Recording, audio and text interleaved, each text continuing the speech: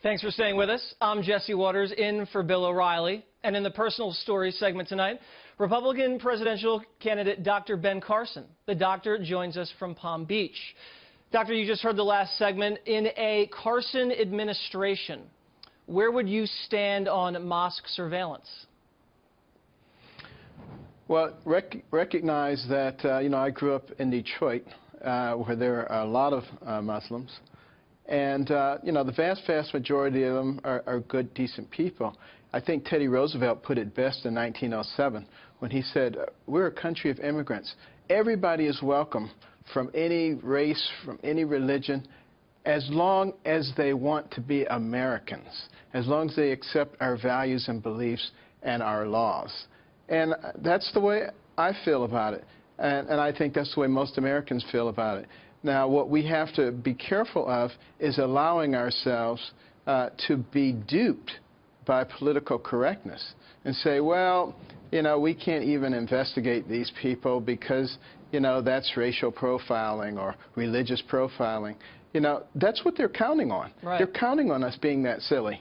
But we have to be smarter than that. And obviously, if there is justifiable cause, if there's suspicion, human intelligence is your first leg. You go in there, you listen, you survey for a while, and if it seems more suspicious, you put in your electronic equipment or whatever else you need. Right, because it's clear in San Bernardino, political correctness killed. We had one of the neighbors suspicious of some of the activity at the house. A lot of Muslims guys in and out of there all hours of the night, all of a sudden, but he didn't say anything because he didn't want to be accused of being a bigot. And now all those people out there are dead. But I want to get to Bill Clinton. You've heard a lot of this stuff out there on the campaign trail. Donald Trump kind of warning the Clintons he may go after Bill for his history with women. Do you think that's fair game, going after Bill Clinton? Every past president is fair game. The fact that one of them happens to be married to a presidential candidate doesn't change that.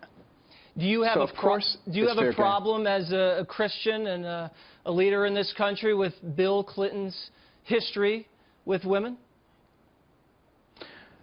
Well, yeah, my main problem with it is that I saw innocent little kids. As a pediatric neurosurgeon, I dealt with a lot of children.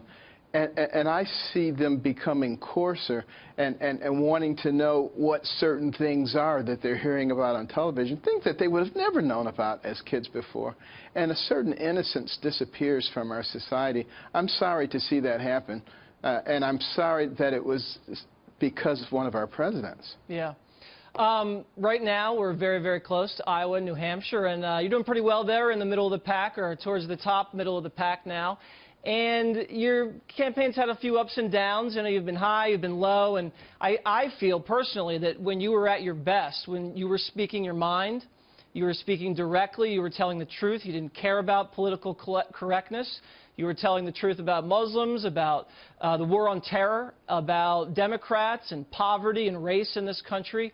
And what I want to know is, has your strategy changed? Have you done anything differently recently? Well, I'm in the process of really carefully examining everything that's going on.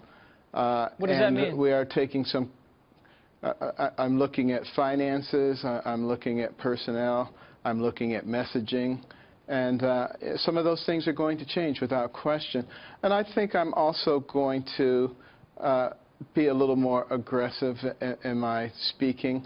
I'm not going to shout and jump up and down like some people keep telling me that I should do, because, right, that's basically not who I am.